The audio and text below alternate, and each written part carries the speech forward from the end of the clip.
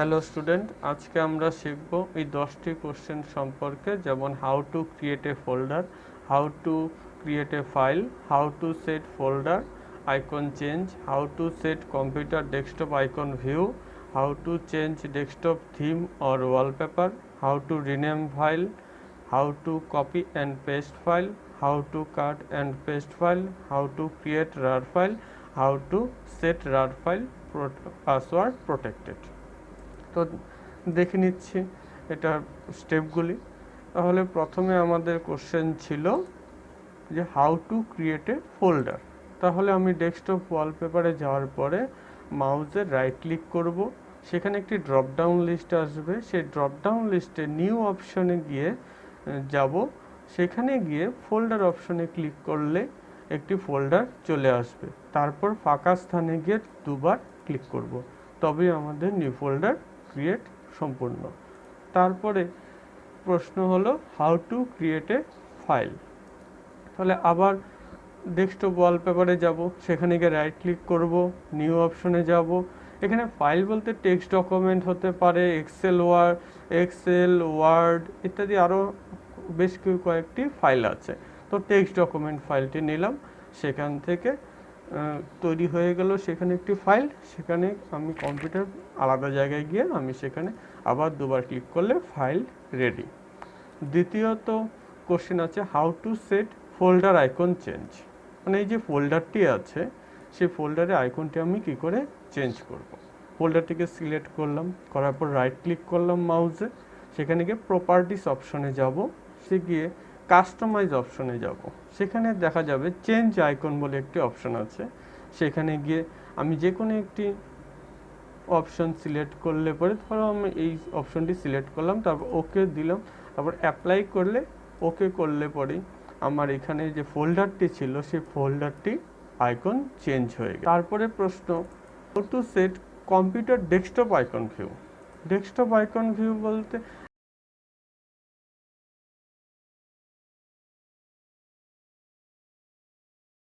এই যে desktop icon, এইগুলি অনেক সময় থাকে না।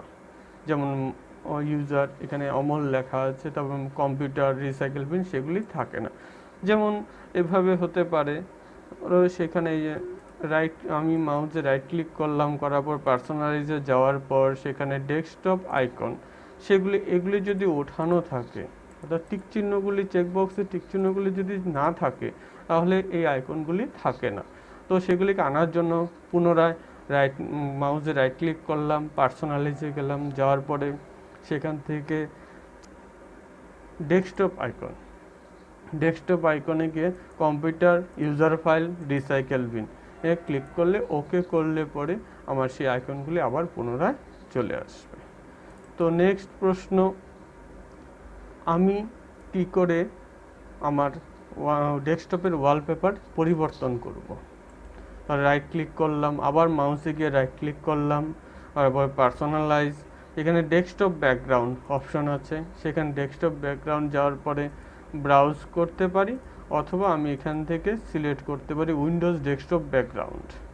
তো ডেস্কটপ ব্যাকগ্রাউন্ড এগুলিকে আমি এই কয়েকটি ছবিকে নিয়ে নিলাম, অথবা এই ছবির মধ্যে সব কিছু আমি আনসিলেক্ট করলাম, ক্লিয়ার করার পরে সেখানে এইটি মাউসে ক্লিক করলাম, তারপর কিবোর্ডের কন্ট্রোল বাটন প্রেস করে ধরে এই কয়েকটা ছবি আমি সিলেক্ট করে নিলাম। তারপরে আমি এখানে 10 সেকেন্ড করে দেওয়া আছে, অর্থাৎ 10 সেকেন্ড পর আমার সেই ছবিগুলি পরিবর্তন হতে থাকবে। ফিল দেওয়া আছে, এখানে ফিল অর্থাৎ সম্পূর্ণ আইকনটি ডেস্কটপটি জুড়ে থাকবে।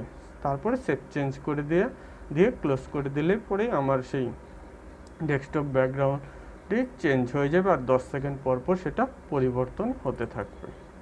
তারপর নেক্সট আসলো হাউ টু রিনেম ফাইল, অর্থাৎ আমি কী করে আমার ফাইলটি অথবা ফোল্ডারটির নাম পরিবর্তন করব।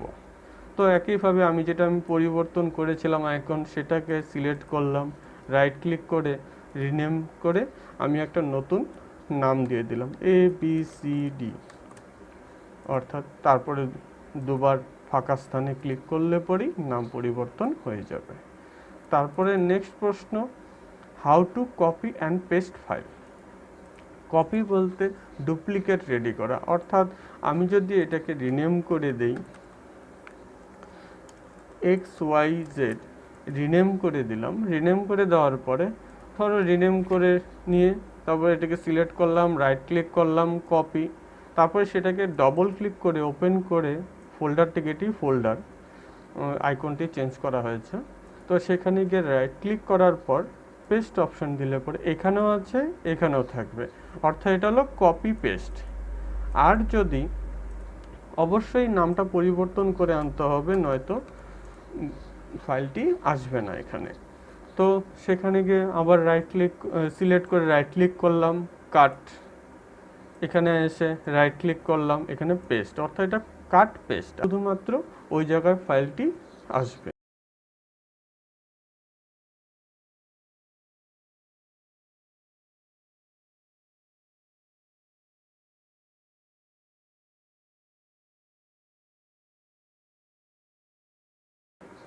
How to create RAR file, অর্থাৎ আমাকে রার ফাইল তৈরি করতে হবে। তার জন্য একটি ফোল্ডার নিতে হবে আমাকে, আগে ফোল্ডার তৈরি করে নিলাম একটা, ফোল্ডারটি রিনেমও করে দিলাম ABCD।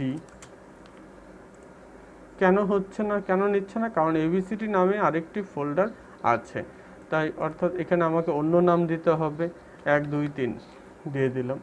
তো এই ফোল্ডারের ভিতরে কতগুলি ফাইল তৈরি করে নিলাম। একইভাবে রাইট ক্লিক করলাম, নিউ অপশনে গেলাম, ওয়ার্ড নিলাম একটা, তারপরে টেক্সট ডকুমেন্ট নিলাম, রাইট ক্লিক করে একইভাবে এক্সেল নিলাম, ইত্যাদি 3টে ফাইল আমি নিলাম। এটা না নিলে পরেও রার ফাইল করা যায়, কিন্তু আমি নিলাম কেননা রার ফাইলের ভিতরে তো কিছু থাকলে ভালো হয় আর কি।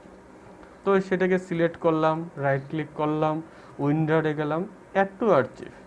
অ্যাড টু আর্চিভে যাওয়ার পরে এখানে দেখতে পাবে একটা ডায়ালগ বক্স ওপেন হয়েছে। সেই ডায়ালগ বক্সে গিয়ে ওকে বটনে প্রেস করলে পরে আমার একটা রার ফাইল রেডি। এখন পরবর্তী প্রশ্ন আছে, পরবর্তী প্রশ্ন হচ্ছে how to set RAR file password protected, অর্থাৎ রার ফাইলের ভিতরে যে ফাইলগুলি থাকবে, এই যে ফোল্ডারের ভিতরে তো ফাইলগুলি, এটা রার ফাইলের ভিতরে থাকবে, সেগুলি পাসওয়ার্ড দিয়ে প্রোটেক্ট করা হবে, অর্থাৎ পাসওয়ার্ড না দিলে পরে ফাইলগুলি ওপেন হবে না। তাহলে আগের রার ফাইলটাকে আমি মুছে দিলাম, রিসাইকেল বিনে ফেলে দিলাম।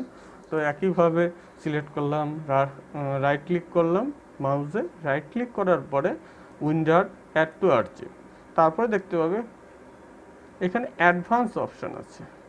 অ্যাডভান্স অপশন, এই ট্যাবে ক্লিক করলাম, সেট পাসওয়ার্ড, এখানে গিয়ে আমি একটা পাসওয়ার্ড দিয়ে দিলাম, ধরুন 1 2 3 4, 1 2 3 4, একই পাসওয়ার্ড দিতে হবে, সো দেখে নিতে পারো।